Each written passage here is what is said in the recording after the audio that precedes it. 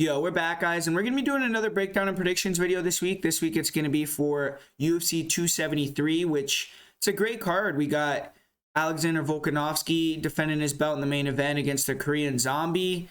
We got Petr versus Aljamain Sterling, too. They've been going back and forth forever, so I'm excited to see them finally squash that beef. And then we got Khamzat Chimaev, and we got a lot of other good fights on the card, so I'm excited to break this one down, but like always, just right before we get started, want to say thank everyone so much for all the support. It's really awesome. I really appreciate, everyone that watches the channel, that supports the show, and it's definitely, the reason why I continue to do this. I like the interaction, and, it's fun to put out the content, get your guys' opinion, see what you guys got to say, and then, kind of base it off that, see what I'm thinking too, and, it's a community, everyone helps each other out, and it's fun. I feel like I give out good information, and everyone that likes watching it, I really appreciate it. But yeah, so just make sure to hit the like button. It's really easy, it's really quick. Just click that button, and it goes a long way. So I really would appreciate it if you guys just really hit that like button. If you guys put a comment down below, tell me what you think about who's going to be winning these fights, who's going to win the main event, co-main event.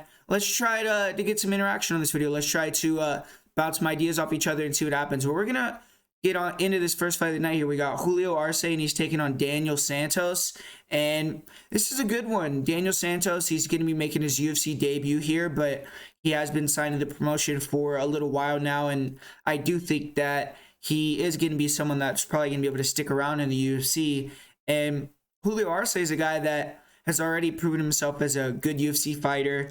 This is only his second fight at bantamweight, and the first time he did fight at bantamweight in the UFC, he didn't do too well. He went in there, fought Song Yadong, and that was actually the first time he got finished in his entire career.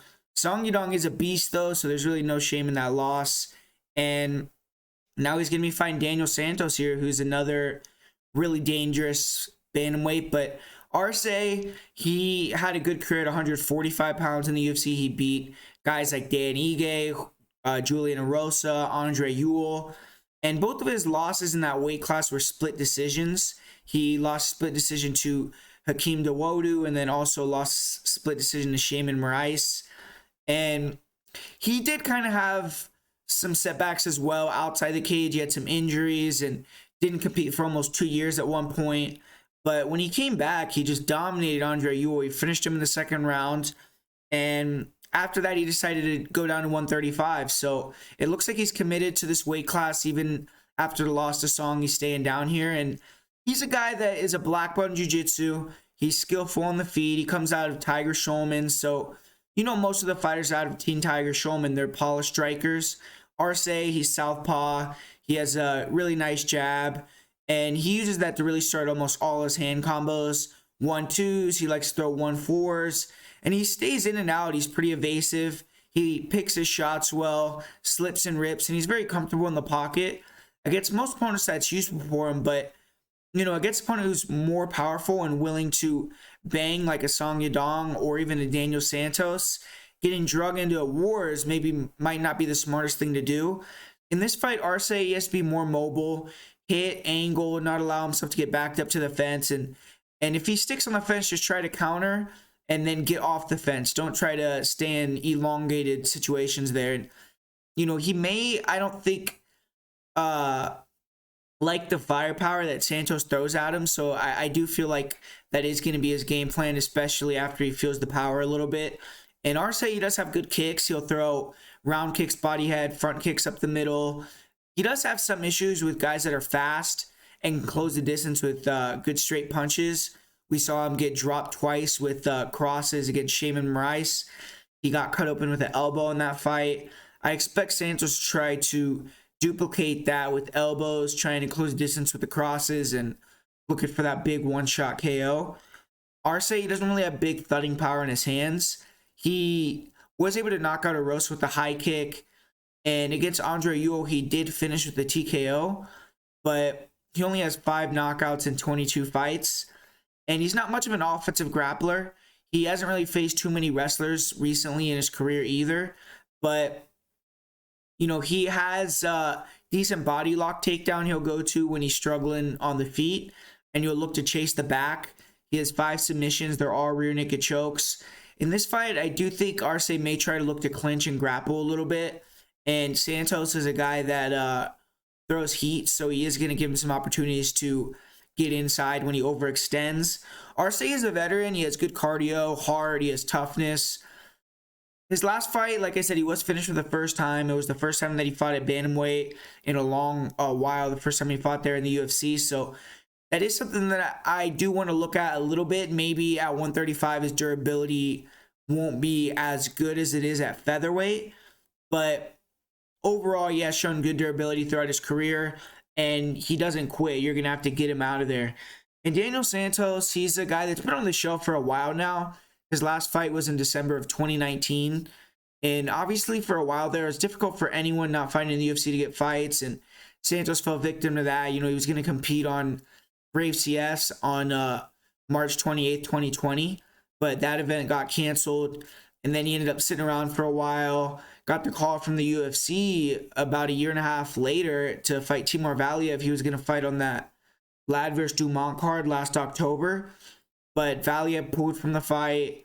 Santos ended up getting another opponent with Marcelo Rojos, but then Santos ended up getting forced out due to an injury. So he's coming back here after that injury, and this is going to be his first fight in a long time. And he's young, though. He's still only 27, so I don't think the layoff will be a huge factor. But with the time off, making your UFC debut, definitely that type of thing could lead to an adrenaline dump. And Santos, so far in his career, is 10-1. He fought most of his fights in Brazil, but he did fight 2 fights in ACA. He fought in Russia there. He fought in Kyrgyzstan. So he's traveled a little bit, and he's experienced being only 27. He went pro at 18 years old and started his career 8-0.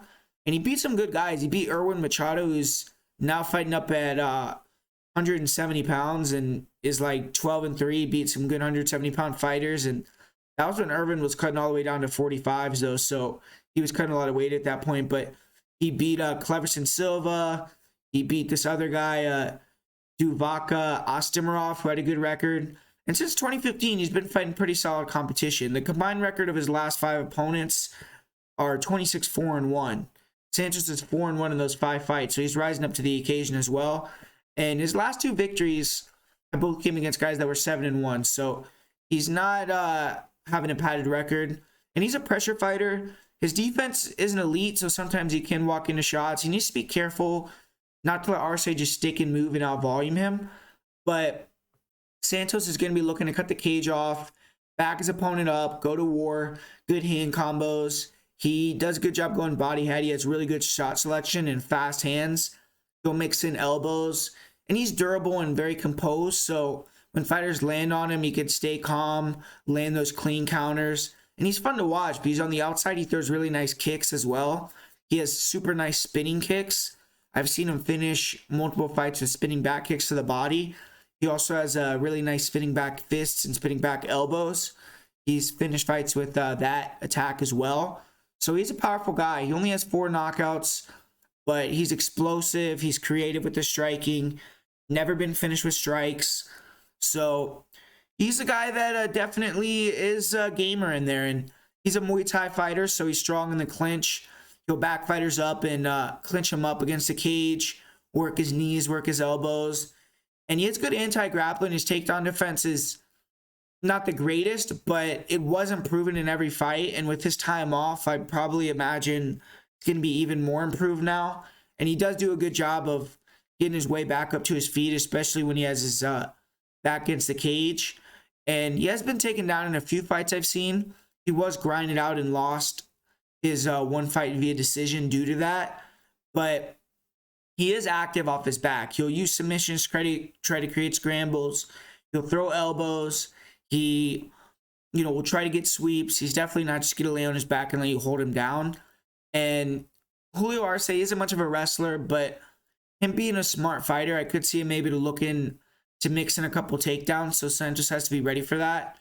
In Santos' last fight, he did get a submission win. That was only the second submission off his back, or of his career, but maybe that's showing that he's getting a little bit more confident and improving in the jiu-jitsu realm as well. And Santos, he has good cardio. He pushes the pace when he needs to. He's willing to take damage to give damage. He trains out a shootbox Diego Lima team, so that's a pretty high-level team. You know, they got guys like Charles do Bronx Oliveira, the champ. They got Thomas Almeida there. They got Alan Nascimento. So he's done, you know, a good 12-week training camp with a good amount of coaches there, good training partners and everything like that. So I do think he's going to be ready to go. And obviously he hasn't fought in a long time. So if he's been in the gym, he's been honing his skills and things like that. He did have that little layoff due to injury, but had a long time there where he just didn't have a fight scheduled as well.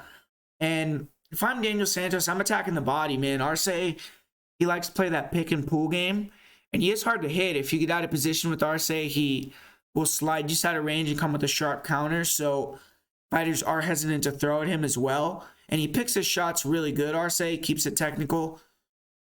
And that can be good and bad because he does sometimes allow his opponents to boss the fight and be first.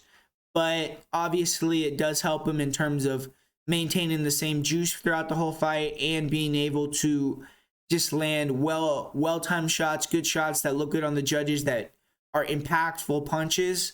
And yeah, but he lets his opponents push the fight. He can be low volume, so I don't like that.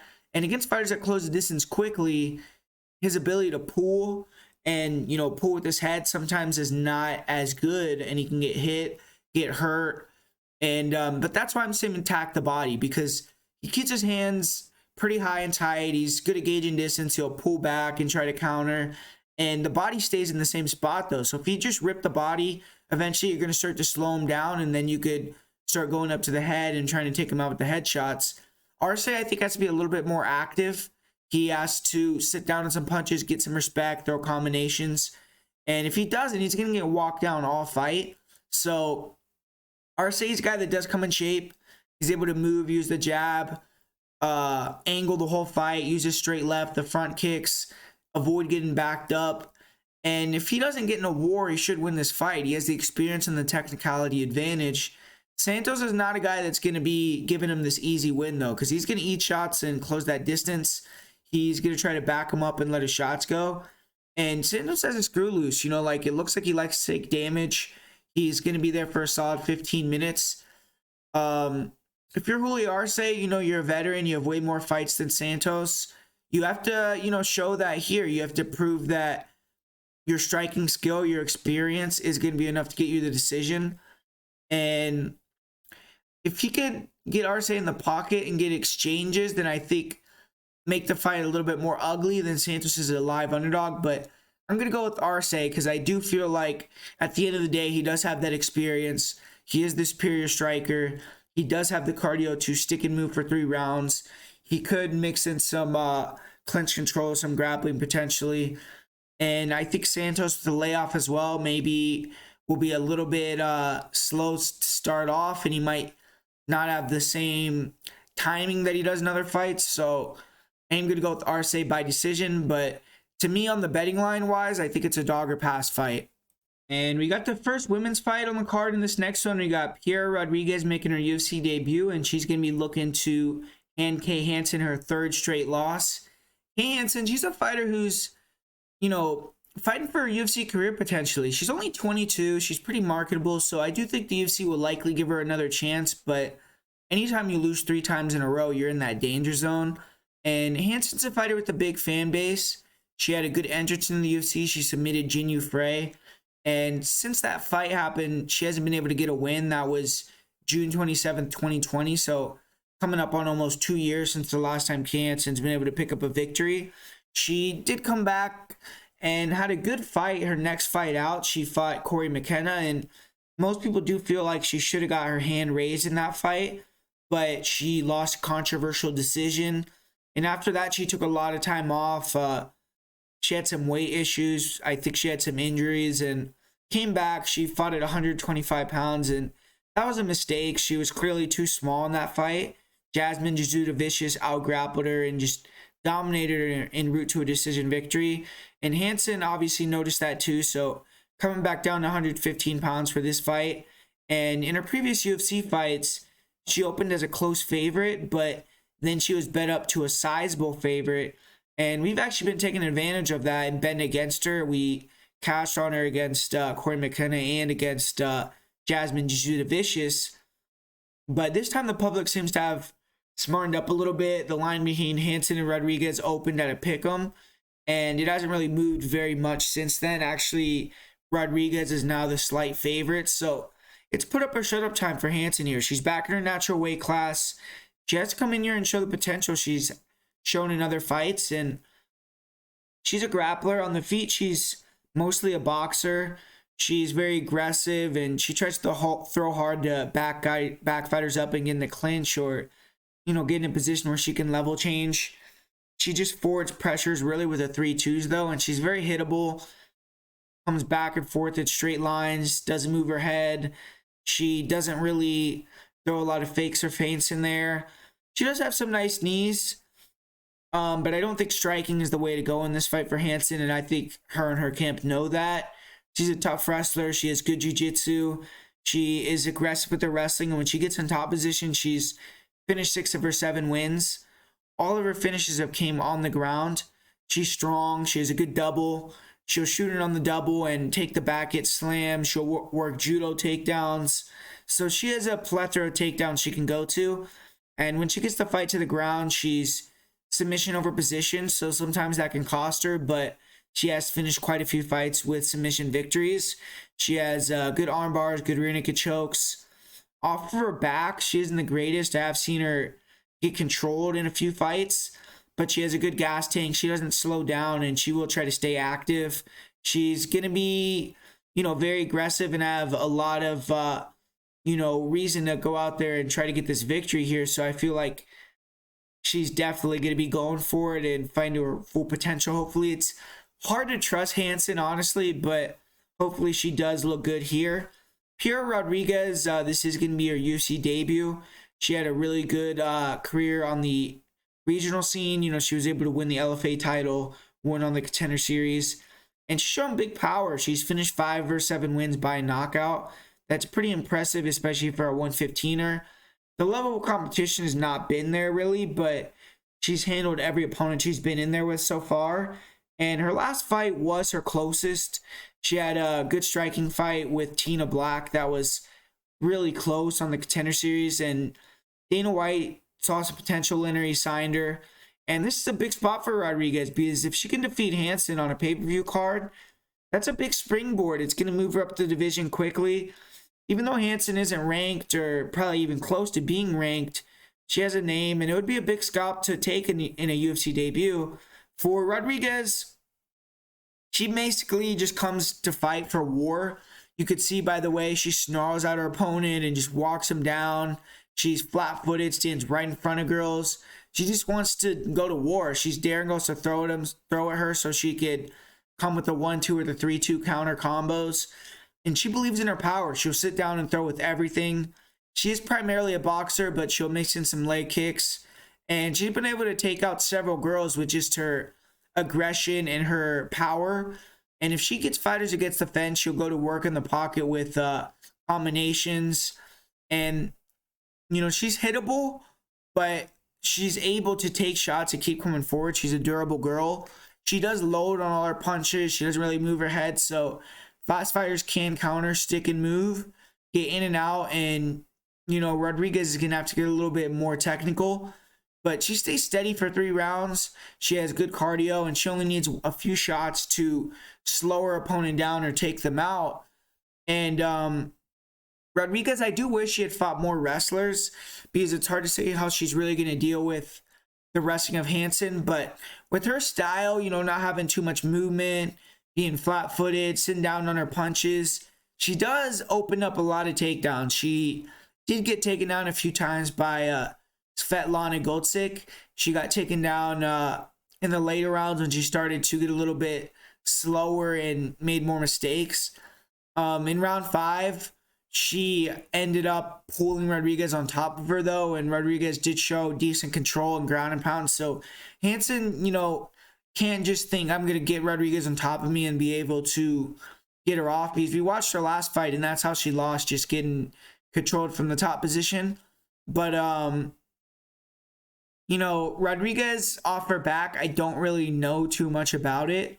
I feel like potentially she could be green there and Hansen could exploit that.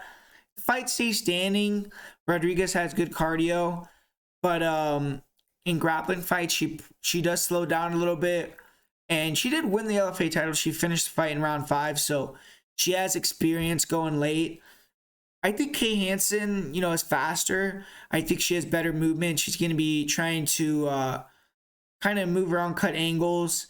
She can't stand in front of Rodriguez or just try to close the distance crudely. You know, she has to use her movement, cut angles, and then try to time the takedown. And she's definitely the best wrestler and jiu-jitsu fighter that Rodriguez has fought. And I think Hansen, you know, for anything you can say about her, she's tough, she's durable. So if she has to take a couple big shots, I think she can. And I think she's going to have a big advantage when she gets to the ground. So I'm going to go with Kay Hansen here. I usually don't pick her in a lot of her fights, but I think that she's going to use her wrestling or jiu-jitsu, get the fight to the ground, and I think she's going to be able to get a submission. So I'm going to go with Kay Hansen via second round submission in this fight. So this next fight, this should be a banger here. We got Anthony Fluffy Hernandez making his return. He's going to be taking on the debutant Josh Fremd. And Hernandez has to be itching to get back in there. You know, his last fight was fight of the year contender and came back from behind. He got the submission over, you know, the submission ace. Rodolfo Vieira was an amazing fight. And unfortunately for Hernandez, his momentum has halted a little bit since then because he's had 2 fights canceled. He's had issues with his hand. And he's also had some difficulty finding an opponent for this fight. He was supposed to fight Albert Duraev. Then he was going to fight Dricus du Plessis. But, you know, both those fights ended up fizzling. And now he's facing Josh Fremd here. And Hernandez, he's 2-2 so far in his UFC career. But, man, his UFC career has been fun to watch. I mean, all his fights have been inside the distance. He goes in there, kill or be killed. And Josh Fremd is a great opponent for his style. You know, this fight is fight of the night written all over it. Hernandez, he's wild, fights at a frenetic pace. He likes to blitz in behind that straight right hand. He has big power. He gets his opponents against the cage and he throws nice combos. He likes to go to war in the pocket, really tough, durable to the head, but he can be hurt to the body. We saw him get hurt with a liver kick against Marcus Perez, which led him being submitted. Got finished with knees to the body against Kevin Holland. And Hernandez definitely has to respect the power of Josh Fremd. Fremd picks his shots well. He has long levers. And if you can land that rear cross perfect on the chin, even a guy like Anthony Hernandez, who's super tough, could get finished here. But Hernandez, he pushes a wild pace, breaks guys down with his pressure, has power himself, and he is going to have a lot of chances to hit a guy in Josh Fremd, who's a hittable fighter. Hernandez will mix it up and look to grapple as well. He likes to mix in the double leg. He will back fighters up to the cage with his striking, get him thinking it's a striking fight, and then level change, hit that takedown. His top control could be a little bit better than it is, but he does a good job of attacking submissions and scrambles, good front chokes. He pushes the pace and will use takedowns to gas guys' gas tanks. And he never gives opponents a chance to breathe, man. I mean, he's literally almost running them down at times. He is super dangerous, and he's willing to kill or be killed, and that's why his style is so fun to watch. For Josh Fremd, he earned his way into the UFC by the Dana White Looking for a Fight show on YouTube. Got that second round submission. It was a fun fight on FAC 5. And he also had a good career in the LFA. He had 3 first-round knockouts in 5 fights with the promotion. He also had a knockout loss in the first round, which was to Gregory Rodriguez. And overall, he's 9-2. He's beaten some pretty good guys, some guys that fought in the Contender Series, some guys that got close to joining the UFC.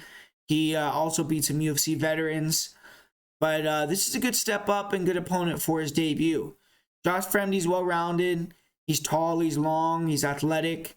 He likes to work from a distance, work the front kicks, work the jabs. He has big power in his rear cross. He has a long reach, and he does a good job of pull countering with the 1-2s. He has good body shots. He'll also use front kicks. He has a good rear leg high kick. He'll use spinning kicks, flying knees. So he has a big arsenal. He doesn't really move his head, though. He backs up in straight lines. He doesn't really fake or feint. Fighters could definitely land on him as he comes in, and I do question his chin a little bit. He got dropped twice before getting knocked out cold against Gregory Rodriguez. He got dropped with the check hook against Renato Valente. And Fremd is gonna, fight until the end. He's super tough. He recovers very quickly. He has great cardio, and you could tell that, he trains at elevation because the guy just definitely recovers quickly. And he's a good fighter. I mean, he can wrestle as well. And, he has some power. He tends to come out really hot in a lot of his fights, look to close the distance with flying knees or big blitzes to get guys in the clinch and start to maybe, wear on their gas tank a little bit. I do believe in this fight, he's going to look to mix in the takedowns. He has good body locks, good double legs. And when he gets on top, if he can posture and cement position, he has big power in his ground and pound, but his top control isn't the best. I don't expect him to really be able to hold Hernandez down. He did hold down Renato Valente for a little bit in their fight, but I've seen him against other opponents that are active on bottom, and he isn't really that effective with his top control. He trains in Colorado at elevation, so he usually does push the pace, and Hernandez does have issues with fighters taking him down, but he's shown the ability to stay calm in terrible situations. I mean, if you can get mounted, get your back taken early in round 1 against Rodolfo Vieira and stay safe, stay out of trouble, there's not going to be a lot of positions I think you're going to get submitted or get finished in on the ground. And he's going to be able to work his way back up to his feet, most likely, if Frem takes him down. This fight's going to be crazy. I mean, I trust Hernandez more in a war for whatever reason. Both fighters have poor defense. Overall, Frem does have more power, I believe, but Hernandez has been in more wars. He's more experienced, and I just think he pushes a pace that if you're not in there with him, you can't truly understand. One of these guys is going to get finished for sure, if you ask me, and I'm going to go with Alexander Hernandez, or Anthony Hernandez, come on, man, not Alex, by first round knockout. So, going to go with Fluffy Hernandez here, first round KO. And continuing through the prelims here, we got the heavyweights going at it here now with Alexei Oleinik taking on Jared Vanderaa. And just recently, I talked about Alexei Oleinik last week when he was going to fight Ilir Latifi. So, gave a breakdown of him, and I will do it again. But, you guys kind of already heard what I had to say regarding Oleinik, or the people that watched my last video. And Oleinik, he just awkward striking style, hands down, plods forward, good head movement, and a long reach. So, kind of comes in with the jab or that lead hook, and then we'll use that to cross the distance with big clubbing overhands. And when he can get guys against the fence, he'll work some combos. He's a smaller heavyweight, so he does have decent ability to close the distance. His speed used to be a lot better than it is now. He definitely getting older, and he slowed down quite a bit, pretty significantly. But, defensively as well, ducks down a lot, so he is susceptible to the uppercuts, the knees. He's slow, and his cardio is very bad, so as he gets tired, he'll start to walk into punches, eat heavier shots, and he is very durable. He has he has very few knockout losses in his career, especially at heavyweight. He has 9 total, but 5 of those have came within the last 5 years. 4 of his last 5 losses have been first round knockout losses. So we see kind of his durability waning before our eyes there. And obviously what Oleinik wants to do is get it to the ground. He has 54 submission victories and, very aggressive submission hunter. He likes that scarf hold position. He's tricky with submissions off his back. His back takes are all right. I mean, his wrestling, not very good, but he can kind of get guys down potentially with the tricky takedown. And a guy like Jared Vanderaa has been susceptible to being taken down in the past. But Jared Vanderaa, fighting for his career here, maybe. He's 1-3 his first 4 UFC fights. He is coming in here on short notice, so that is something UFC probably is going to take into account. And he's had to face some really good competition. He fought Sergey Spivak, fought Alexander Romanov, he fought Andrei Arlovsky. All those fighters are either ranked or close to being ranked. And then his one win over Justin Taffa was kind of an easy win, but Even Alexei Oleinik is a difficult guy to fight. But Vanderaa just fought a couple months ago against Arlovsky. Came up short, but split decision. It wasn't a terrible performance. And this is a big opportunity. You know, if Vanderaa can beat a name like Alexei Oleinik, even though Alexei Oleinik is on his way out, he's established himself in the company. And I think that it will at least at minimum give Vanderaa a few more fights in the UFC. But a loss, man, and he could be cut. So he has to get this win, I think. And Vanderaa, I mean, he's very big. He's durable. He comes in shape and good pressure. He likes to use the jab, use the low kicks, then get inside and counter with that lead left hook. Mix the front kicks up the middle. And he's improved his athleticism and movement a little bit, but he's still pretty slow and ploddy. Footwork isn't the greatest. He can be a little low volume. And he has to go first and be more active against Alexei. Vanderaa is very physical and he's huge. He's going to have like a 40-pound weight advantage in this fight. And when Vanderaa ties up with his opponents, he's very strong. He'll look for standing guillotines. He likes controlling the clinch. He has a decent body lock. He'll work dirty boxing against the cage, but he is susceptible to being taken down. We've seen him taken down in several of his UFC losses and in fights outside the UFC that he lost. He got submitted by Richard Odoms. He got dominated on the ground against Sergey Spivak and Alexander Romanov. So if he gets taken down, he's in big danger and he definitely could be finished. He has been finished by ground and pound a couple times recently. But with his size advantage, the youthfulness that he has, his cardio, I think he's going to have enough to get the job done over a guy like Alexei Oleinik.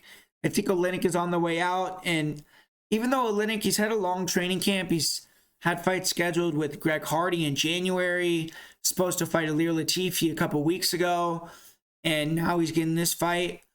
That could be breaking down his body as well. He's older. So I just got to go with Jared Vanderaa here. I think he'll win either a late finish or a decision. And this next fight, we got Mickey Gall. He's going to be making his return. He's going to be taking on Mike Malott, who's making his UFC debut. This fight's a little bit tougher to cap, but Mike Malott, he made a huge impression on the Dana White Contender Series. He knocked down his opponent and then submitted them in 39 seconds. And he's a guy who's not been the most active fighter during his pro career. He's, currently a coach for Team Alpha Male, and I'm sure he was doing some other things in his life. But now that he's in the UFC, hopefully he's prioritizing MMA, prioritizing his own fight career, and starting to hopefully be more active and string some wins together. And he's fought twice in the last 5 years. So, that's something that's just kind of hard to see and be super confident in. Both of those fights, he ran through his opponent early in the first round. Also, he dropped Solomon Relfo and then submitted him in 1 minute and 42 seconds. And then he, did the same thing against Shimon Smoltrisky, beating him in 39 seconds on the Contender Series. So those two fights are the only two welterweight fights in Malott's career. Malott's a guy that he used to cut a lot of weight. He fought at 145 pounds. He actually has his only loss of his career to Hakeem Dawodu, which he got knocked out late in the first round. That fight was in 2014. After that, Malott had one more fight at 45s, went to a draw, and then since then he hasn't fought at that weight class again. Fought at 155 in 2017, and then his last two fights were at 170. When he's 6'1", 73-inch reach, he definitely has the frame for the division, and he's a guy that comes out like a ball of fire, man. All 7 of his victories are first-round finishes. 4 of his 7 wins have came in less than a minute. And he's never won a fight that's gone longer than 2 minutes in his career. So, he's kind of tough to read. He's only been out of the first round one time. That fight was a draw. Can't find that fight, so I wasn't able to see it. I found his fight with Hakeem Dawodu from 2014 where he was competing at 145 pounds. And in that fight, he did all right. He was doing well early, and then he got caught and got taken out near the end of the round. His last 2 fights ended less than 2 minutes and 30 seconds combined. And Malott, he's a long, rangy guy. He's fluid. He's fast. He has good 1-2s, 1-1-2s, good feints. Obviously, he has knockout power in his rear hand. Good knees up the middle, good kicks up the middle. He isn't super active with his kicks, but pretty effective. And he has good composure. If you watch his fight with Solomon Renfro, he got rocked, he got dropped early, but he stayed in the fight and then eventually landed that perfect cross that floored Renfro and then took him out. And when he hurts guys, he has killer instinct. He'll jump on submission super quick.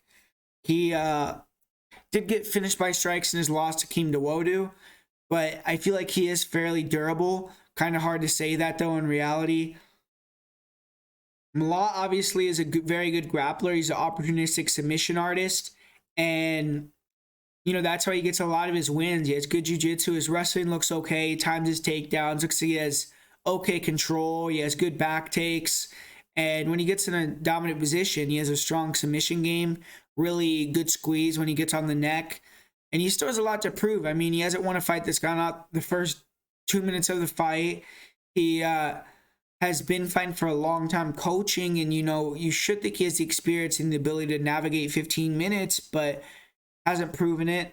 He's definitely skillful. He's 30 years old, so he should be in or around his prime right now, and he is the favorite against Mickey Gall. And Mickey Gall, he still hasn't really managed to build any momentum. He has done enough to stick around in the UFC, but just can't get over the hump. They tried to push him early.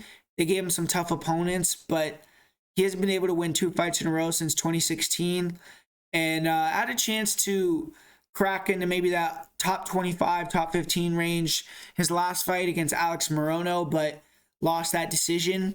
And he's been able to beat fighters that are borderline UFC talents, but whenever he's put in there with an established UFC fighter, he tends to lose. He is a good tester for Mike Malott here. If Malott can run through Mickey Gall like he has other opponents, he may be ready to get pushed quickly. If he loses, then, you kind of know he's not that great of a fighter. But, Mickey Gall, he has to get something going here pretty soon to avoid being cut. I mean, he's doing just enough to stay employed, and I don't think he can avoid to drop 2 losses in a row, 2 fights in a row here. Gall, he has improved as a striker. His jab is good. He'll work the check hook, the big overhand right. And on the inside, he has short-range power. We saw him sit down Jordan Williams with that big uppercut. He has good front kicks, round kicks, and he does have a tendency to allow guys to pressure him, though. He will look to counter and just allow fighters to control the center. He is durable, took some big shots against Mike Perry, and didn't seem to get phased too much. He did get rocked towards the end of the second round, but he was able to survive. He does have good head movement, or he doesn't have really good head movement, and, I feel like in his last fight against a guy that liked to stick and move, Gall just got sniped the whole fight with the jab. He just got picked apart, and, Alex Morono just dominated him. Diego Sanchez did TKO him with ground and pound, but fighters definitely have to respect the counters of Gall, and he has power, and he has a good chin. And he's a jiu-jitsu guy. He's most dangerous and comfortable when he's in the top position. Really good transitions, good ground and pound. He's a killer when he can get the back. He has 6 of his 7 wins are rear naked choke wins. And he doesn't really have the wrestling to get it to the ground. And in almost all of his losses, he's had guys hold him down for large portions of the fight. He has below average takedown defense. And when he gets taken down, he does have a tendency to get fixated on playing that jiu-jitsu game. I do think he's improving his fight IQ a little bit, but still has questionable fight IQ. His cardio is bad as well. He gasses in the 3rd round of the majority of his fights. He's only won 1 of the 4 third rounds that he's been in the UFC. 1 in 3 in decisions. Kind of a tough fight to call. I mean, I think Malott is more dangerous. He's skilled. He has experience being a coach for years. And if he wants to do anything in his fight career, he has to get this win, I feel like. Whether it's a decision or if he can get the knockout or the strangle, I'm just going to side with Mike Malott here. I think he's going to be smart, keep it long, not exchange much, use his superior hand speed, use his skill, maybe land that rear cross, ding Mickey, and then catch him in a choke, or just be smart for 15 minutes, mix in the takedowns. It's a little bit hard to call with this fight, with Malott just not having a lot on tape, especially at 170, not having a lot in longer fights, but I'm going to trust his skill set, and I'm going to go with Mike Malott. And we got another women's fight here on this next one with Aspen Ladd taking on Raquel Pennington. Two ranked girls in the bantamweight division. And two girls kind of go in opposite directions, though. Raquel Pennington, she's in the midst of a career resurgence. She was able to make it all the way to a UFC title shot. If you remember, she got beaten to a pulp in that fight, and there was the controversy where she wanted to quit on her stool, but her coaches made her go back out there, and then she got finished in the 5th round. She lost to Jermaine Durandamy after that, got beat up in that fight, but since then, she's done well. She was able to pick up the upset over Irina Aldana. She did lose to Holly Holm, but then she's won 3 fights in a row since then. So she's taken a step down in competition, but confidence is key. And Pennington not only is confident again, but she got her body in order. You know, for a while there, it looked like she was a little pudgy. She was having issues with the leg injuries. And I think currently, though, Pennington is coming in some of the best shape she's been in her MMA career physically. She is jumping in on short notice for this fight, so we're going to have to see if she is still in that same kind of shape for this matchup. But Pennington has a good matchup to shoot her up their rankings potentially with Aspen Ladd. And, you know, she does have Tisha on this card as well, so they've been training together. I'm sure they're getting motivation from each other, and it's a good setup there. The luster, you know, for Aspen Ladd, though, has kind of came off a little bit. She's had some recent setbacks, and for a while there, a lot of people thought it'd be inevitable that Aspen Ladd would fight for a UFC title one day, maybe even be a UFC champion. And she still very well may be. You know, she's only 27 years old, but maybe not as fast as people envision. You know, Ladd has had a lot of fights canceled due to weight cutting issues. She's missed weight for a couple of fights, so there are questions whether this is even her division. Her last fight, she was forced to fight at 145 and didn't look good there against Norma Dumont. This time, she's going to be dropping back down to 135 pounds. And Ladd hasn't gotten a win since December of 2019. So it's been a while. She needs to turn it around. She's lost 2 of her last 3 fights. She has the 16-second knockout loss to Jermaine Durandamy. And she does have some good wins, though. I mean, she's beaten Yana Kunitskaya. She's beaten Jar Eubanks. She beat Lena Landsberg, Tanya Evinger. She has a different matchup, though, here with Raquel Pennington. Raquel Pennington is more of a grappler, or excuse me, not as much of a grappler as the girls that she's been fighting. The names that I named off, those are all more grappling-based fighters. So we're going to have to see how Aspen deals with someone with a good jab like Norma again, if she can get kind of past that. She hasn't been able to kind of beat that striking test yet. But one thing about Raquel Pennington, I mean, she does have good boxing. She has fast hands. She has good counters. Her jab, her check hook, the straight right hand. She's definitely better at range and from a distance by a large margin than Aspen. But she doesn't have good distance control. Most of, if not all of Raquel's fights usually just end up being clinch fests. And she's gotten a lot better in the clinch. She has good dirty boxing there. And that's one thing that she has the advantage over Aspen. She is a lot more active in the clinch. And if it stays standing, stays kind of in a dirty boxing type of fight, maybe Raquel will be able to do a little bit more and win a close decision. But, you know, Aspen Ladd, she has the advantage overall in the grappling. If you ask me, she has better takedowns. Raquel might have the better submission game, but I don't think she has the submission ability to submit Aspen Ladd. And, you know, Aspen Ladd is up against it here. You know, she can't afford another loss, in my opinion.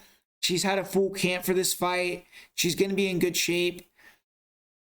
I feel like Aspen Ladd can steal this one, man, with some takedowns by being a little bit more aggressive on the feet, backing up Rocky with just pure aggression and just making it more of a clinch fight, making it ugly.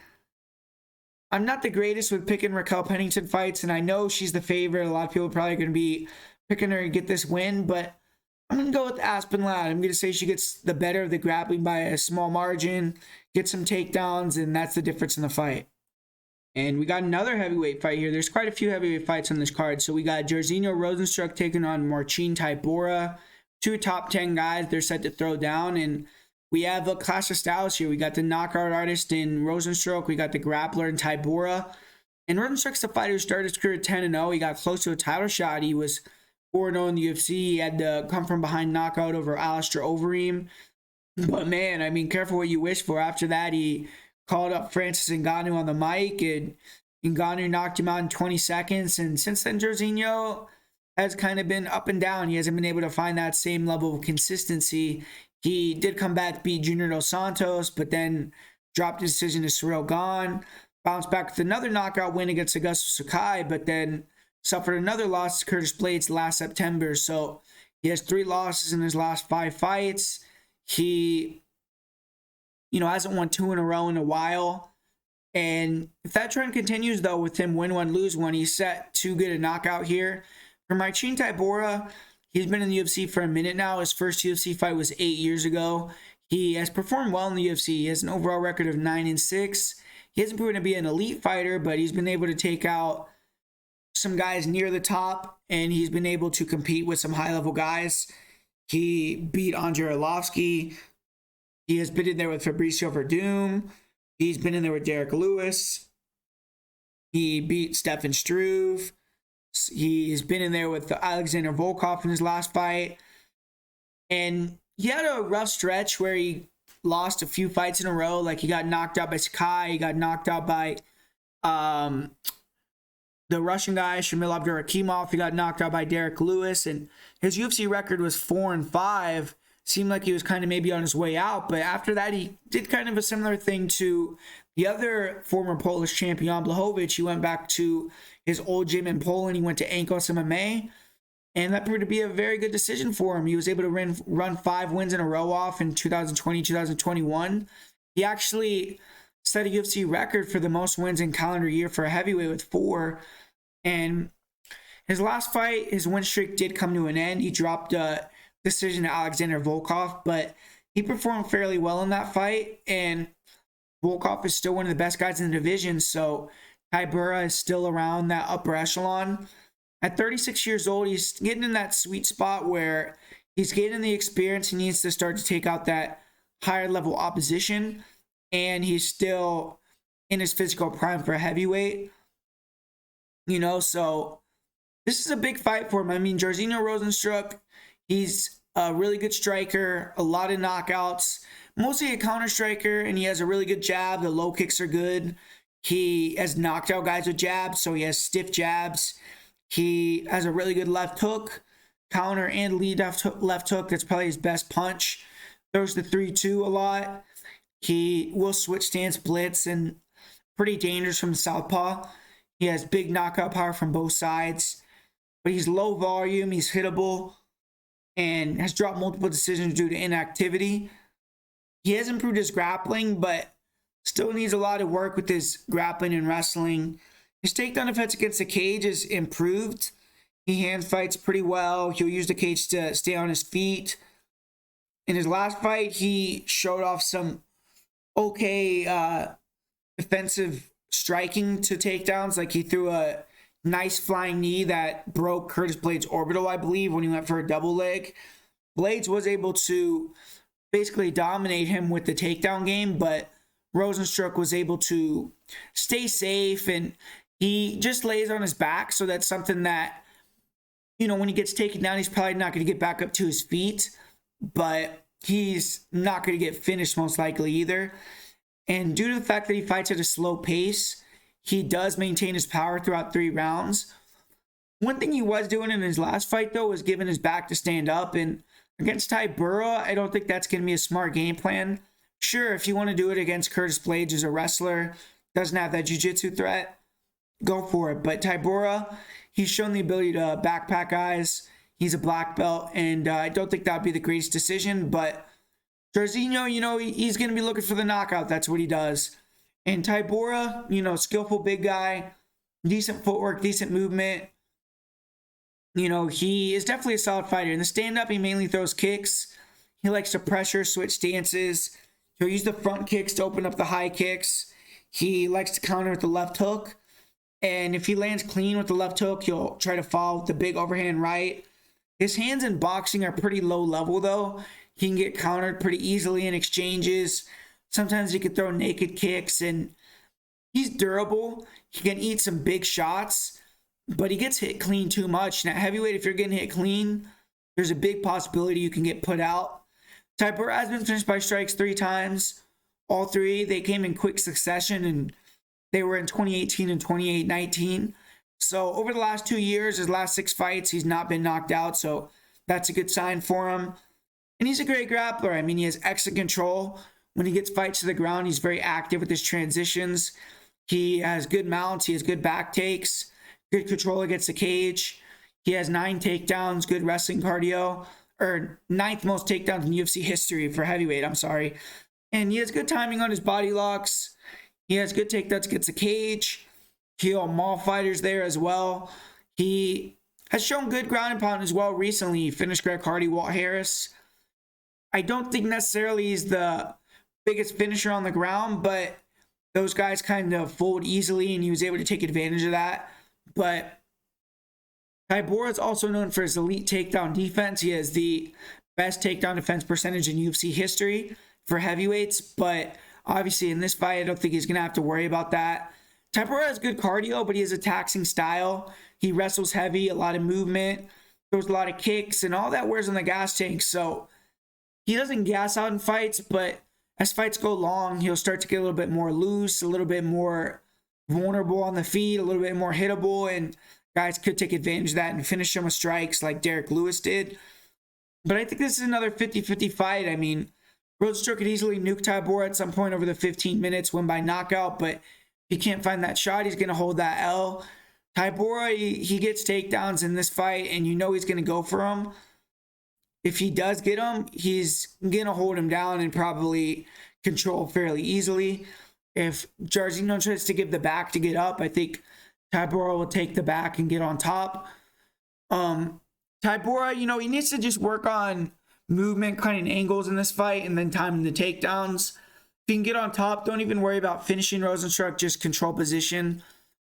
I think Tybura can maintain his gas stick over 3 rounds and not get tired, because Rosenstruck is not going to really push the pace. So just, if you don't want to go first, just back up, just circle around a little bit, get your energy back, wait for the right opportunity, and then get aggressive again. And Tybura, has more paths to victory. I think he could win by decision, by submission, by TKO with ground and pound.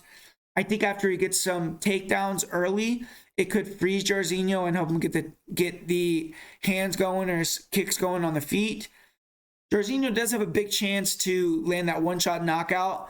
I do think that Jairzinho, maybe 3rd round TKO, 2nd round TKO are decent props, but I'm going to go with Tybura. I'm going to say that, Jairzinho doesn't get that knockout. Tybura is able to get the decision win. And, but with the line, Jairzinho's the slight favorite. I feel like it should be a pick'em. So due to that, I'm just going to go with Tybura. So ending the prelims here in the prelim main event, we got Ian the Future Garry taking on Darion Weeks. And Ian Garry is one of the most hyped prospects in the UFC right now. He, much like Paddy Pimblett, is getting built up slowly. Fought Jordan Williams in his UFC debut. Now he's fighting Darion Weeks. And both these fighters are not very high level, but if he can continue to string wins together, he has a chance to become a big name, become a contender. And he trains at Sanford MMA, so that's a great camp to be at to, want to be a future champion. And he sees the looks and the guys that have already accomplished that and, can kind of learn from them as well. On the feet, Ian Garry is technical. He's long, rangy, he's athletic. He likes to use his lateral movement, keep it long, and he has some issues dropping his hands sometimes, but he's improved his defense quite a bit. He's active with his jab. He'll set up his combinations behind the jab. He'll also jab to get fighters to throw, so he can pull and counter with this rear cross. Really good 1-2. Pretty nice kicks. He has good front kicks, good round kicks. He likes to go jab, high kick, or cross high kick. He got a knockout doing that on Rostam Akman, who's fought in the UFC. With Ian Garry, you're going to have to make it ugly. You're going to have to get on the inside, dirty box, clinch, force him to exchange. He still doesn't have the best boxing or inside fighting, so that's where Ian is going to be a little bit of trouble. And he's super confident. His record is unblemished so far as a pro, so he's going to be gunning for another finish. And Ian's a good grappler as well. Offensively, he's very fluid, dangerous on the ground. He has good reactive takedowns. He sets him up with his strikes. He blends well. He'll, use the striking you think he's going to strike and then blend the takedown in really efficiently. And he's aggressive on top. He has good transitions, good back takes, good rear naked chokes. His ground and pound is solid. And he will attack front chokes when fighters work to stand up. His defensive wrestling is a little bit questionable. I do feel like as he moves up the rankings and starts to face higher level wrestlers, he may have some issues getting taken down, but he's good at scrambling back up to his feet. He's hard to hold down. He has a decent submission game off his back, and he has great cardio. I've seen him go in there with a submission grappler like Jack Grant. He did get taken down a couple times, but he was able to get back up to his feet. He was able to get takedowns of his own, and he kept the same kind of movement and speed for the duration of the 5 rounds. So I was impressed with that fight. And for Darion Weeks, joined the UFC at 5-0. He had to go in there against a bad motherfucker in Brian Barberena, and he performed valiantly, but lost a close decision. Barberena is a longtime UFC veteran. He's a tough out for anybody. Now he's fighting against Ian Garry, a very hyped UFC prospect. So, man, it's not getting any easier for him. And it's good to say yes to every fight, but damn, man, if I'm Weeks' manager, I'm fearing for my job. Like, bro, you can't be giving him these type of fights, but if he wins, he's going to take a huge step towards the top of the weight class, and it's a high-risk, high-reward scenario. Weeks is experienced. He's 15-4 as an amateur to go with the 6 pro fights. And if he wins, he could steal a lot of hype here from Ian Garry, so that's what he's going to try to do. For Darion Weeks, he's not a great striker. Footwork isn't very good. He's slow, loads on his punches, not very technical. He is explosive and powerful, so when guys get in the range, he will let go with power hooks and overhands. Decent timing on the counter shots. And he packs some power, so you have to be a little bit careful. At range, you'll see Darion Weeks throw that front kick up the middle, but he doesn't really offer much outside of that at range striking. I think in this fight, he's going to want to use his blitzes to close the gap, get Garry against the cage, and just try to maul him and be aggressive, use his strength, use his power, get it to the ground and win that way. But defensively, he doesn't check low kicks, which I think is going to be a big factor in this fight. He doesn't move his head very much. He's plotty. He is durable, and he has good cardio, so he keeps that forward pressure. And in 19 amateur fights, 6 pro fights, he's never been finished. He's a decent wrestler as well. He's strong. He likes to walk fighters down and clinch them against the cage. Good body locks. He'll look for trips. He doesn't really have the best top control, but he will get takedowns over and over if he has to. He has good cardio. His ground and pound is all right if he could cement position, and he can get fighters tired by taking them down over and over. He isn't a big finishing threat, but he's a roughneck. He's dangerous with his counters in the pocket. He's a good brawler. He could wrestle. He comes in shape. But I got to go with Ian Garry. As long as he doesn't brawl with Weeks, he should be good here. Garry needs to chop the low kicks, look for the counters as Weeks tries to enter. Use lateral movement side to side. Don't get backed up to the cage. Try to, pick your shots well. And then when Weeks start to absorb punishment and slow down a little bit, then you could start to pressure, be more aggressive. And, he could even maybe take down Weeks as well. He has the grappling to do it. I think Weeks needs to pressure and really try to clinch and grapple heavy, slow Garry down, and then maybe try to catch him off the break with a big punch or take him down and beat him up. But I think Gary's going to be ready for that. He has a lot of great wrestlers to work with in the gym. And I'd see him winning a clear decision here or getting the second round knockout. It's tough to say he's going to finish Weeks, a guy that hasn't been finished in, well over 20 fights.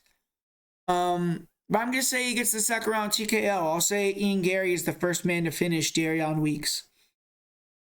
So kicking off the main card, we got Vince from Hell Pichel taking on Mark the Olympian Madsen.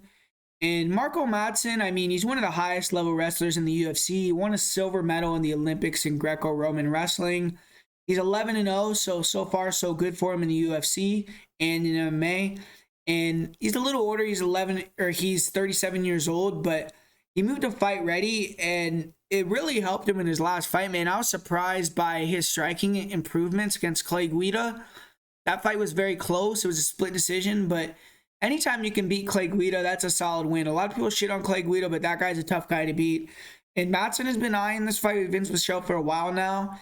They were expecting to fight at UFC 271, but that fight got rescheduled for 2 months later. And, they're finally going to go down. And Madsen, if he can beat a fighter like Pichel, who's 7-1 in his last 8 fights, I do think he'll probably get to fight a top 15 fighter in his next fight.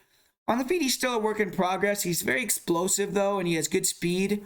He throws a decent jab, good rear cross. He likes coming with the big overhand right.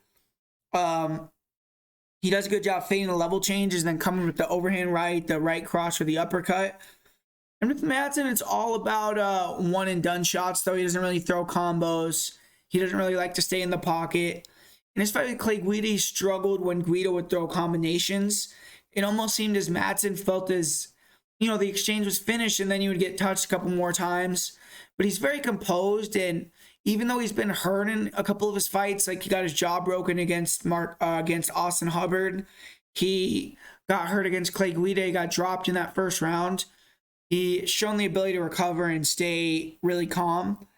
He has good knees, and he'll throw some decent uppercuts on the inside, but those are also strikes that he's susceptible to as well. He likes to level change a lot, and the knees of Hubbard were very effective in that fight. Leg kicks are something that I think will be effective against Madsen as well. Madsen is limited on the feet. I mean, sometimes you'll see him close his eyes. He will load up on his punches sometimes, and he definitely still wants to grapple. I don't really think he's going to become a high-level striker at 37 years old. But what he does have, man, is those high-level wrestling skills already. And, when he gets on the legs or in the clinch, his opponents are hitting the mat 9 times out of 10. He's extremely physically strong. He'll get big slam takedowns. He has nice knees. He'll punch off the break effectively. Really good body locks. He'll hit level changes. He's arguably the best wrestler in the lightweight division. Madsen, he doesn't really have the best top control. He will look to attack from that front headlock position, and he's strong there. He could circle to the back, and he has good front chokes.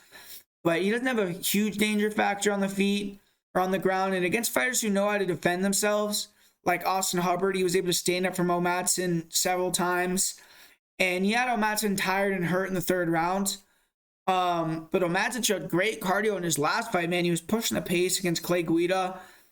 And he didn't even need a takedown in that fight. He attempted a few. Guida obviously has super high-level wrestling in his own right. And he was able to stuff all of Madsen's takedowns, and Madsen won the fight on the feet. It was a close fight, but Madsen got the job done.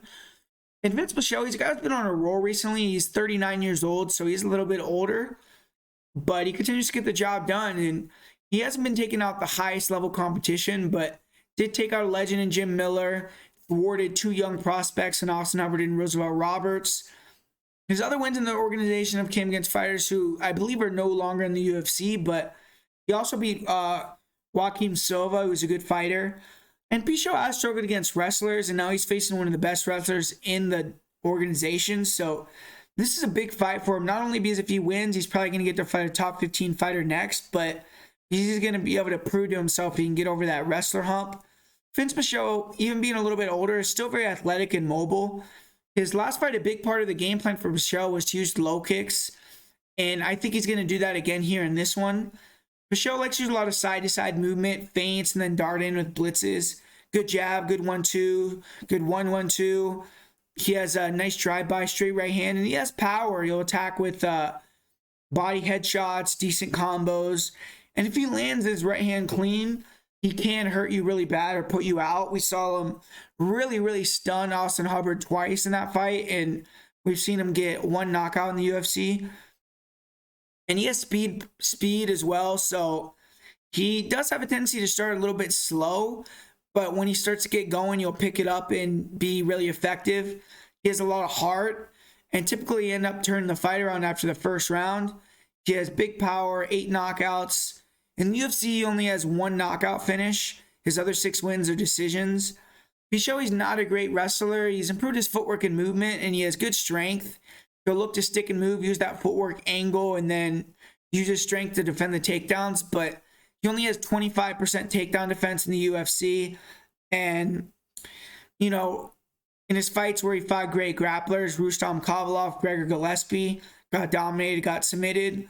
Pichot does have really good cardio, and his get-up game is pretty good. He'll use submissions, get back up to his feet. He can create scrambles. And in this fight, he probably does have the superior jiu-jitsu. I'm not sure Madsen's going to be able to hold him down. But it's going to come down to Pichot can keep Madsen off of him. Even if Pichot can work back up to his feet after being taken down, if he can't separate and he's getting clinched against the cage or getting his back ridden, getting mat return, getting taken down multiple times, doesn't really much matter. Pichot in this fight, though, he has to push the pace. He has to use leg kicks. He needs to try to work combinations in close, throw more volume. He needs to worry about not overextending on his punches, being very composed, being sharp. And when he gets taken down, he has to get up quickly and try to get right back into Madsen's face. Look to push the pace, maybe look to work uppercuts, knees. But I'm going to go with Marco Madsen. I can't trust Pichot's takedown defense. I do think he's a live underdog because he has the experience advantage, and he should be able to get back up to his feet when he's taken down. He's the better striker. He goes for it. But actually, he's not even the underdog. I don't know why. Just instinctively, I kind of feel like he should be. And, but I am going to go with Madsen. I think that Madsen, durable, and I think he's going to grind out a decision with this Greco-Roman wrestling, control against the cage and the clinch, takedowns, mat returns, and just get the job done. And in this next fight, we got the jiu-jitsu girl, the young up-and-comer, taking on the veteran, the legend of the game, the striker, the more well-rounded fighter, in Tecia Torres. And this is a fight that, I feel like could go either way, because anytime you have Mackenzie Dern in there, I feel like Mackenzie Dern is the most dangerous girl in the 115-pound division. She gets to the ground. She could finish the fight in a second. And on the feet, she's proven that she has power as well. So in terms of a danger factor, when you're looking at these lighter weight class women, a lot of the time it's not really there. You could just look at the skill set, say, okay, this girl's better than this girl. She's definitely going to be able to win this fight. But with Mackenzie Dern, it's like Tecia might be the better wrestler. She might be the better striker. But Mackenzie could get it to the ground one time, or Tecia could make a mistake, follow Mackenzie into the guard, and the fight could be over just in that one instinct. Or in that one instance. So, that's what makes Mackenzie Dern so dangerous, so it makes her good. And that's why I'm still bullish on Mackenzie Dern. I still think that potentially Mackenzie Dern could win the UFC title, could be up there potentially in the upper echelon of the division. But this is a rough matchup, man. I mean, we got Tecia Torres, one of the best fighters in 115-pound history. Girl that's never been finished in her career. A girl that's super, super fast, great movement, blitzes in with really nice combinations, has power, has good footwork. And, it's not like she has knockout power, but she's shown power enough to keep girls honest. And she has good defensive wrestling skills, really good get-up game. Her submission defense is going to be probably highly top-notch. And with this fight, I mean, Mackenzie Dern just has not shown that ability in her fights to cut the cage off effectively against fast fighters. I feel like, she hasn't faced too many of that style, but I feel like Torres' speed is going to give her a ton of issues. I think her closing the distance with combinations and being able to get in, get out is going to give her issues as well. Torres is very smart. She's going to know she has to angle, use lateral, not get taken down. Mackenzie Dern isn't a great wrestler as it is, so I think Torres is going to have the ability to defend the takedowns. And I just think she's going to get the better of the striking. I don't think she's going to do anything overwhelming, but I think she's going to just land, not get hit, touch, move, not get taken down, and just show that she's a veteran, man. Prove that this 3-fight win streak, she's still around. She's still near the top of the division. I don't think she could compete with the upper echelon girls, but anytime you're a girl that has maybe a hole in your game and you're facing Tecia Torres, she has a chance to exploit that. Her last fight, she looked extremely fast against Angela Hill. She looked great. And I think Tecia Torres is going to be able to keep it standing, use her angles, cut, move, and get the better of the striking, use her speed, and get the job done, win by decision. And, man, here we go. We got the fight. Everyone's talking about the fight. Everyone wants to see. We got Gilbert Burns. He's going to be taking on Khamzat Chimaev. And, man, Khamzat Chimaev, he's one of the fastest rising stars, if not the fastest in UFC history. When you see other fighters recently, get that jetpack from the UFC and burst onto the scene, like the Sean O'Malley's, the Patty Pimblets. I mean, just more recently, even Ian Garry's, you don't really see them being gigantic favorites. You don't see people seeing them as foregone conclusions to win the title. Chimaev is different, man. His dominance, as a lot of people already believe in, is the uncrowned champ in 2 weight classes. And Saturday night, we're going to see that finally put to the test. So far, Chimaev has had not easy competition. He's been in there with GM3. He fought the Leech. He fought Ikram Maleskarov. But none of those guys are on the level of Gilbert Burns. If Chimaev can run through Gilbert Burns, that'll prove he's a true force. Gilbert Burns is a guy that his only loss at welterweight is Kamaru Usman.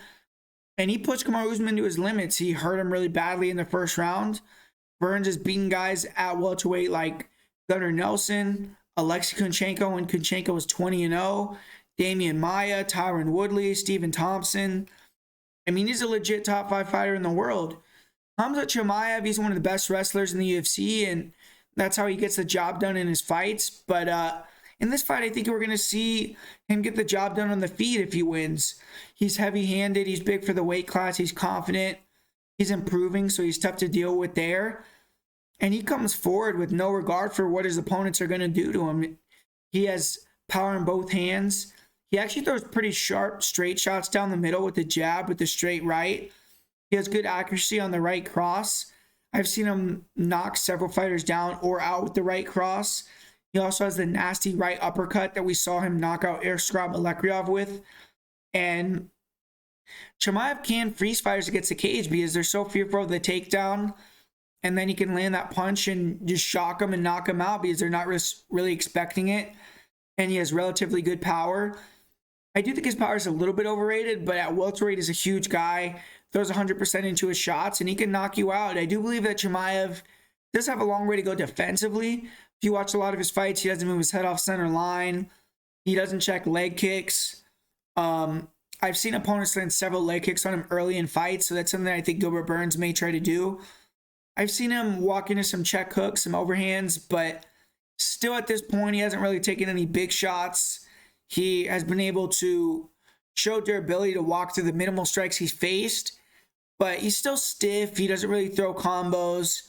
If he's forced to strike with Gilbert Burns in the pocket, and, if he's forced to just kind of fight on the feet for a long period of time and Burns starts to get that rhythm and gets confidence, he could be in trouble. But Chimaev, he's ultra confident right now. He has the knockout power, shown great durability, very big, so I expect him to be hard to get hurt.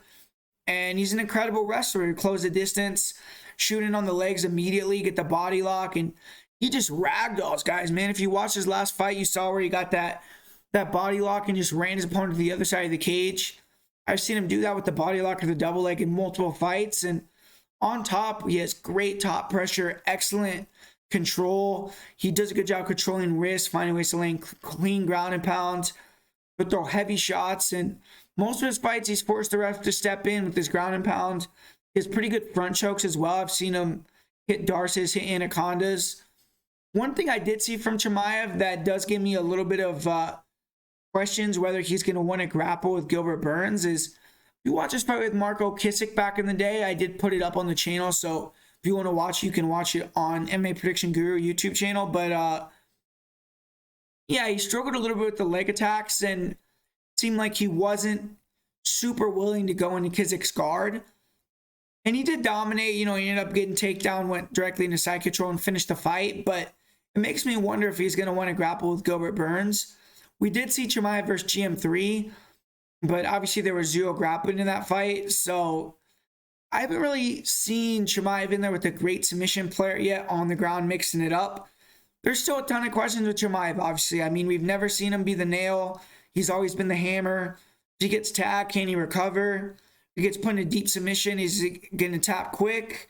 Is his cardio elite? If fighters push the pace, is he going to be able to, keep the same pace for 3 rounds, especially with the tough weight cut he has at 170? No one really knows the answers to these questions or how he's going to deal on fight night in a harder fight. He hasn't been in a 3rd round in his career. So, I mean, there's a lot of things that you could say that Chimaev has not done, but confidence brings you a long way. And he has the highest confidence of any fighter I've seen in a long, long time. So, man, I mean, just that along with this skill set, makes him a super, super dangerous force. But he's looking across from another bad motherfucker in this fight, man, in Gilbert Burns. And Gilbert Burns has, a lot to gain from him, man. I mean, you'd think he has all the motivation in the world entering this fight. He's getting written off by everyone, the fans, the odds makers, his opponent, other fighters, the UFC. The only people that have faith in Burns, it seems, are his friends, his family, and his training partners. But big up to Burns for even taking this fight. I mean, the guy's ranked number 3 in the division. Chimaev is number 9, so he didn't have to take this fight. Not that many people are asking for this fight, and Burns said, fuck it, I'm gonna go in here and I'm gonna try to fight this guy, take him out, and if I win, give me the title shot. And I think he'll be pretty much undeniable or close to undeniable if he can beat Chimaev for another title shot. But Gilbert Burns, he's a pressure fighter. He likes to move forward, cut the cage off, make fights wars. He's really improved his kicks. He has really nice leg kicks. I expect him to throw a ton of leg kicks against Chimaev. He'll attack low with low kicks, then use that to set up the high kicks. He threw a lot of high kicks against Kamaru Usman, and he believes in his power wholeheartedly. He'll load up on big overhands. His left hook is his money punch. And, when he hurts guys or backs them up, he'll unload with heavy combinations, try to get them out of there. He has improved on the feet, but he still loads on his punches. That tendency does allow fighters to time him with short, tighter hooks, short, tighter straight shots, take him out. We saw Usman be super effective with the jab. We saw Dan Hooker earn a knockout with a straight punch down the middle when Burns was looping. Burns has been finished by strikes twice, and he has 6 knockout wins. In terms of grappling, Gilbert Burns is one of the best grapplers in the world. He's won several world championships, still active to this day. He was able to defeat Rafael Lovato Jr. in a grappling match in last April, which, man, I mean, Rafael Lovato Jr. beat Gegard Mousasi in a Bellator title fight at 185 pounds. One of the best jiu-jitsu players in the history of jiu-jitsu. So that's a crazy win. I mean, there's not that many guys on the ground better than Gilbert Burns. He's on a different level than any fighter on the mat that Chimaev has been in there with. Wrestling-wise, Chimaev obviously has a big advantage, but Gilbert has proven he can wrestle too. He has a great double, very strong, explosive. He could chain wrestle. He hasn't seen too much wrestling from his opponents trying to take him down since early in his career. If you watch when he fought Michelle Pereira, she did get taken down and controlled in that fight. But recently, I mean, not that many guys want to take him down because he has those skills off his back. And, I feel like if he gets taken down in this fight, he's going to be trying to work a lot of leg attacks. And I do think that's going to make Chimaev a little bit scared. And one thing about Gilbert Burns, I mean, the guy's super hard to take down. I mean, we saw Damian Maia take this guy's back, and Gilbert Burns was able to scramble out of there, get back on top. Cardio-wise, Gilbert Burns, I do think slows down a little bit in rough fights, but you have to expect him to have the experience or cardio advantage if this fight becomes hard and ugly against Chimaev, who hasn't really seen that. But, yeah, I mean, where I see this fight really going is Burns loads up on a lot of his punches. He relies on his superior speed, being a smaller guy. And I think in this fight, a lot of people are expecting Chimaev to go in there and try to wrestle. But from fights I've watched, I do think he's going to respect the jiu-jitsu of Burns and probably keep it standing. Chimaev is not as good a striker overall as Burns. He stands upright. He doesn't move his head much at all. He's pretty basic with what he wants to look for. Doesn't feint or fake too much. He's a fairly easy target to hit. Burns is going to have to be sharper in this fight, though. In a lot of Burns fights, he tends to get frenetic. He'll go knockout happy, really load up on his power hooks.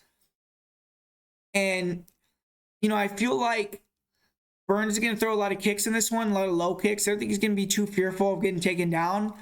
But he has big power in his hand, so if he connects, he could be bad news for Khamzat. But Khamzat's a guy who, even though he has less weapons, his defense might not be as good overall. He's shown the ability to snipe with powerful straight shots, with the jab, with the rear cross, with that, uppercut against Aliskraev. And I think this fight really should be lined closer. Burns has dangerous weapons. Probably is going to force Chimaev to keep it standing where he is more vulnerable. But Chimaev is huge, and I think he's going to be able to take a hell of a shot and keep coming. Burns, on the other hand, has been a little bit fragile recently, in my opinion. I think Burns is going to be loading up on his shots, trying to be very aggressive, and be a bit, maybe just kind of worried about the hype and try to get out Chimaev early. And I think Chimaev is going to be a little bit more calm. And I actually think he's going to catch him with either a jab, straight right hand, and knock him out in that first round, mid to late first round. So I don't think Chimaev is going to show his wrestling in this one. I think he's going to show that striking again, get a one-punch knockout, and or, you know, drop him and get some ground and pound and finish the fight. And I think he's going to beat Gubber Burns here by first round finish. And we got the co-main event here. We got the rematch. We got Aljamain Sterling taking on Petr Yan. And it's unification bout right now. Right now, Aljamain Sterling is the quasi-champion. Petr Yan's the interim champ. It's kind of funny. It's like everyone was calling Petr Yan the paper champ when he went and fought Aljo the first time. And now, you know, definitely Aljamain Sterling is a paper champ now. But yeah, I mean, I'm intrigued by this one. I mean, the build-up has been good. They've been talking a lot of shit back and forth for a long time. And Aljamain Sterling looks in killer shape, man. I mean, the guy's fucking ripped. And I mean, he has to have a ton of motivation. I mean, you see people shitting on him all over social media. I mean, the guy's turning into kind of a joke on MMA Twitter and a lot of different circles in the MMA scene. And Aljamain Sterling, has to feel slighted by Petr, just shitting on him at every turn as well. So, man, I mean, if there's any time to come in with some motivation, change it up. I mean, he did say that he had some issues this last fight with Petr with not eating and, being lethargic and things like that. But, man, I mean, one thing that does suck is, last time Petr Yan was the underdog, I bet 3 units on him, and fucking now you see that disgusting line where he's like a minus 450 favorite. It's like, man, but yeah, when you're looking at this fight, I don't really see how anyone could tell you they think Aljamain Sterling is going to be able to get the win. I mean, I was just talking about he does have motivation. He is in great shape. I do think he's going to maybe put up a better fight, but Petr Yan, I mean, his last fight, he did lose the first round. Maybe he lost the second round against Aljo, but he does that in almost all his fights. He starts slow, gets his reads, and then he starts picking you apart with the boxing. He has great body head attacks, super combos. His composure is elite. His counterpunching is elite. Switches stances, super durable. I mean, I think Petr Yan, to me, is the best MMA fighter in the world right now. I think pound for pound, he's the most skilled guy. He has exceptional takedown defense, takedown offense. Sterling is going to want to take him down, take his back and choke him out, but we saw in his last fight, he couldn't even come close to taking down Petr Yan. So, I mean, I just don't see a lot of path to victory for Sterling. I think Petr Yan is going to be in there and be motivated to get this chapter behind him, so I think he's going to go for the kill. And I see him getting that 3rd, 4th, 5th round finish. I think he's going to slow cook Aljo again. I think he's going to be able to, Aljo could win if he lands a head kick or something. That's the only way I kind of see him winning. But I think Petr Yan is just going to do his thing. Pressure, boxing, get in the pocket, make Aljamain Sterling back up, make him uncomfortable, make him tired.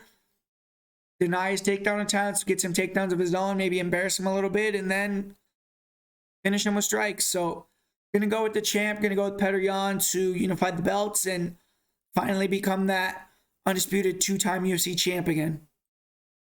And then finally, we got the main event here. We got Alex Volkanovski, the champ, the number 2 pound-for-pound fighter in the world, taking on the Korean zombie Chan Sung Jung. And Alexander Volkanovski seems to be right on the cusp of breaking through that proverbial glass ceiling. For a while there, Volkanovski was not one of the first names coming out of people's mouths when talking about pound for pound or who was the best champion of the UFC. He was a bit of a forgotten guy, especially after the second Max Holloway fight. Many people believed he lost that fight, saw him as the illegitimate champion.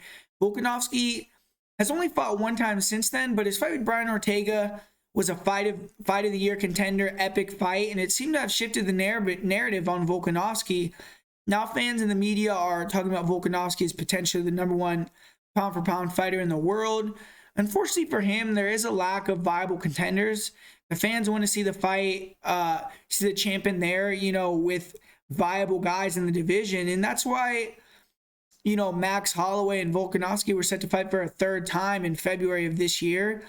Even though Volkanovski was up 2-0 in the series, it's like that was the only guy the fans were really excited about. But Holloway was forced out of that fight with an injury.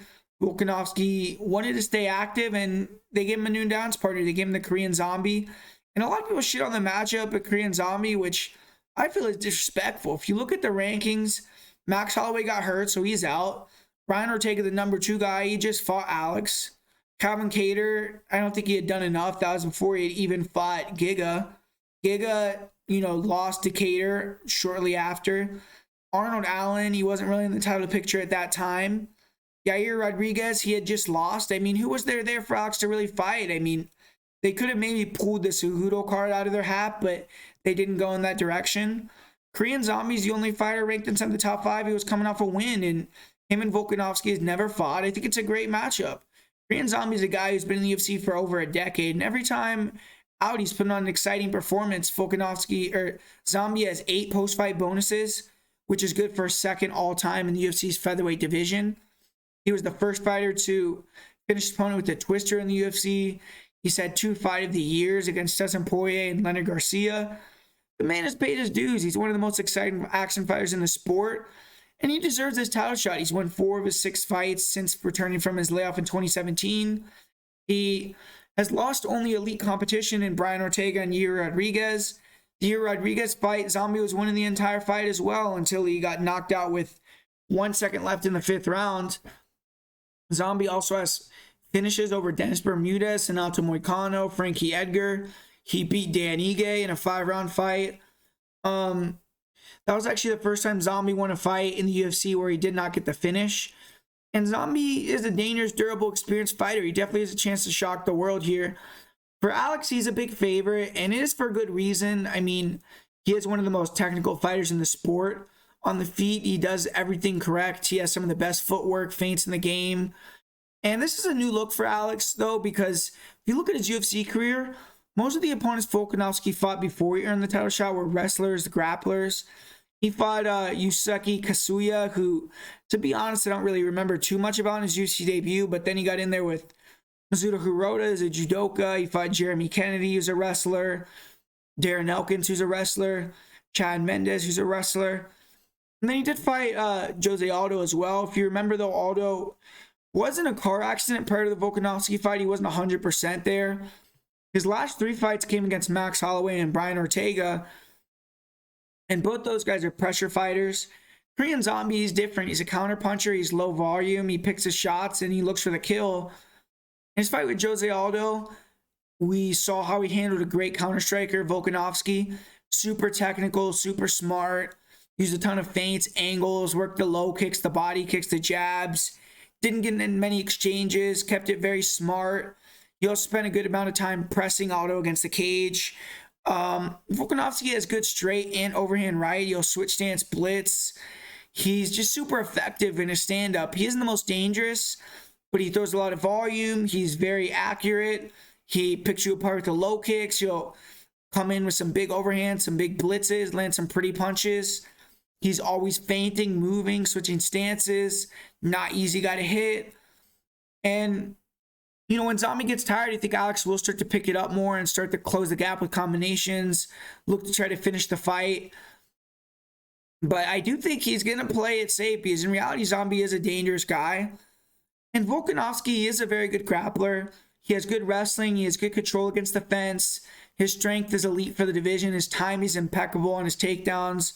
So usually he can get them when he wants them. And he has great top pressure, great ground and pounds. His submission defense is elite. He proved that in his last fight. He has insane cardio, so he can push the pace. His fight IQ is second to none. He has an iron chin.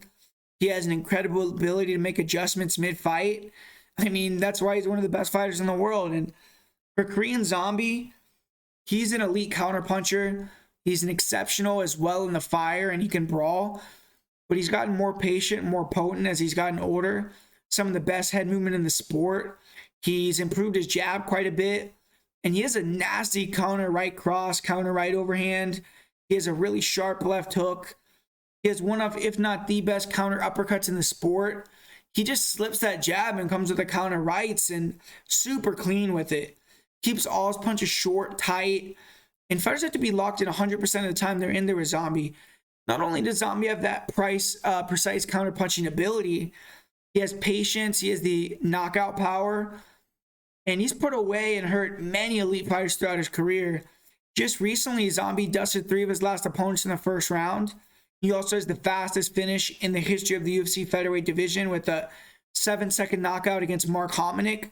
So Zombie, still will attack as well and show that vintage all-action Chan Sung Jung. He'll blitz forward with the 3-2s, with the 2-3s.